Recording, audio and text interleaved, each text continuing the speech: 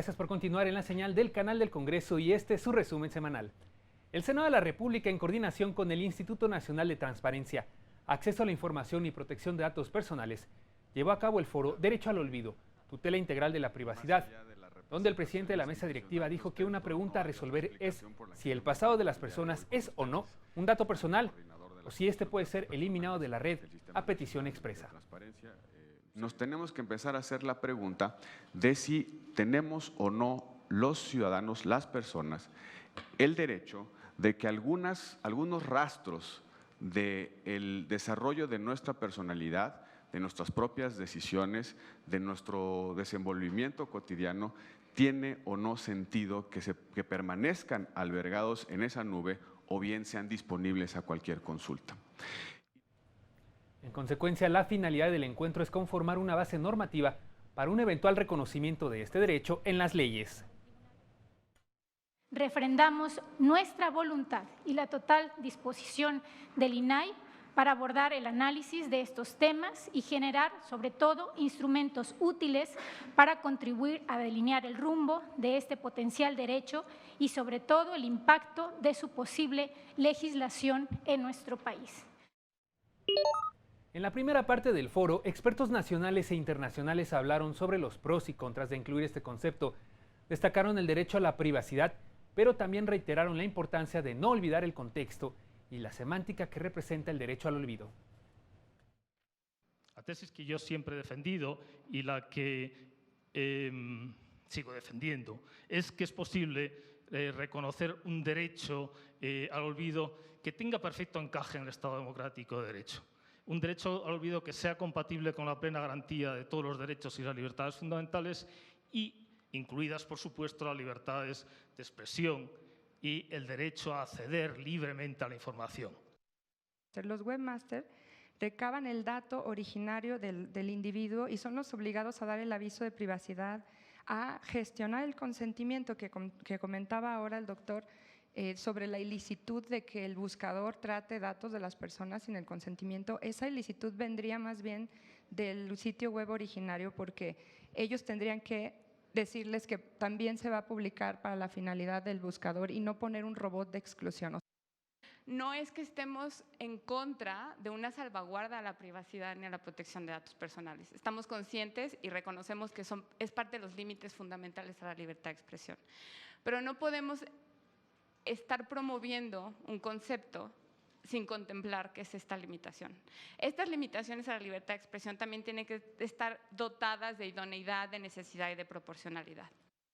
Yo no veo el riesgo de que en México, y esto también dependerá evidentemente del papel del INAI, pero también de organizaciones de la sociedad civil y del propio legislativo en su momento, para que este tipo de cosas que pueden temerse de que este derecho, el derecho al olvido, pueda convertirse en una forma de evadir de alguna forma o cosas que son de interés público en nuestro país.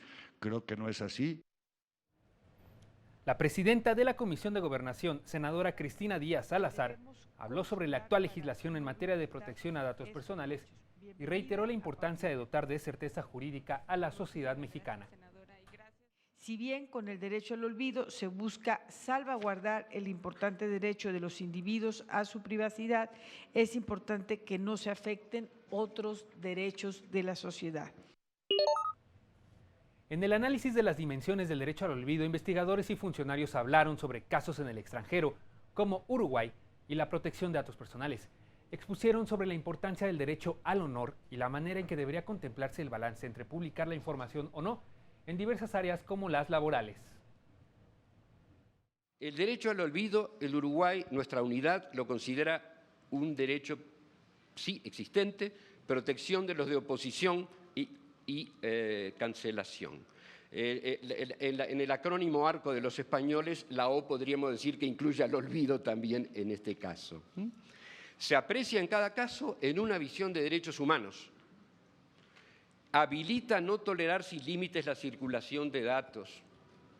La técnica tiene que estar a favor del hombre y olvidar es humano, pero dentro de lo razonable.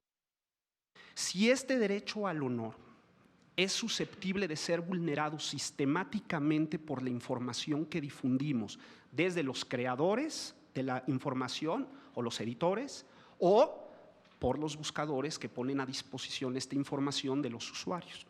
Ese es el problema, ¿no? Los derechos claramente en conflictos, en el caso que hoy estoy presentando, es justamente este choque que habría que ponderar entre el derecho al honor y las libertades informativas. Y que sobre todo antes de poder determinar el rumbo de este derecho al olvido, poder dimensionar cuáles son las implicaciones y poder partir que el derecho al olvido no se puede entender como un derecho absoluto, sino que es un derecho relativo en razón de algunas circunstancias especiales que la ponderación nos ayuda a determinar. Generan consecuencias. Y eso es lo que pasa con el derecho del olvido muchas veces. ¿Cómo podemos pensar que tenemos que ver una cara de dos monedas y por un lado quiero ver la libertad de expresión, el derecho a ser informado y por el otro lado el derecho a ser protegido, a proteger al trabajador, a proteger a su honor en esas condiciones que se pueden dar cuando a través de una lista negra lo voy a colocar en contra de su prestigio o voy a impedirle posteriormente que tenga un derecho a trabajar, puesto que está señalado como una persona ingrata, como una persona que no cumplió, como una persona que se atrevió a exigir sus derechos. El senador Zoé Robledo Aburto destacó la importancia de realizar estos foros en el ámbito de las nuevas reformas avaladas en el Congreso de la Unión y la obligación de la transparencia y la protección de datos. Para balancear justamente este derecho al olvido con pues el derecho a la verdad, el derecho a la memoria colectiva. Tenemos toda esta discusión también respecto a la ley de archivos que tiene que ver. Y en la tercera mesa de trabajo del Foro sobre Derecho al Olvido, legisladores y expertos expusieron sobre las experiencias de la tutela jurisdiccional sobre la protección de datos personales en Chile, Colombia y México, así como los pendientes para aumentar la efectividad de la legislación dedicada a la protección u olvido de información personal. La legislación vigente en Chile, y ahí también valga una aclaración, en primer lugar tenemos la Constitución Política de la República. Tenemos leyes especiales referentes al tratamiento de la información y los tratados ratificados y vigentes en Chile.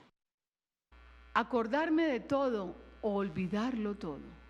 No puede ser así porque hay alternativas posibles entre las tensiones que se producen frente al derecho a la información. Y nuestra Corte Constitucional ha protegido sobre todo tres conceptos. En extremo, el derecho a dar y recibir información. En extremo, el derecho a proteger el buen nombre, la privacidad y la honra. El mundo era tan antiguo entonces que muchas cosas carecían de nombre y para mencionarlas había que señalarlas con el dedo. Creo que ese es el estatus del derecho al olvido en México. No sabemos el nombre de los derechos que lo conforman, si es que es un conjunto. Al finalizar el evento, la senadora del PAN, Laura Angélica Rojas Hernández, agradeció la participación de todos y cada uno de los ponentes, cuyas aportaciones, dijo, servirán para apuntalar el marco normativo y proteger la protección de los datos personales y el derecho al olvido. Estamos apenas en México empezando a investigar, ¿no? Con qué se come este tema tan complicado. Pero de verdad muchas gracias al INAI también por haber aceptado que el foro fuera aquí. Pues, en www.canaldelcongreso.gov.mx puede encontrar usted galerías de fotos, notas informativas, así como la programación que le ofrecemos todos los días. Lo invito a que nos visite en nuestro portal de internet y también a que continúe con nosotros en este resumen semanal después del corte.